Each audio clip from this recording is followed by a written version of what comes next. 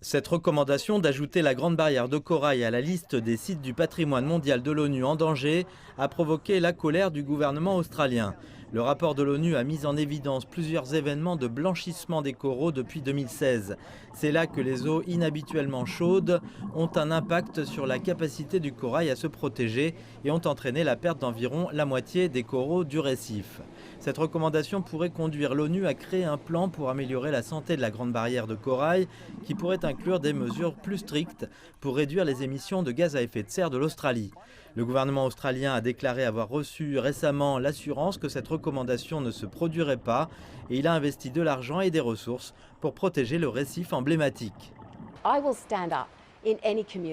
Je me lèverai dans n'importe quelle communauté et je le ferai. Et je dirai que nous avons le récif le mieux géré au monde. Les talons nord et personne ne m'a encore contredit.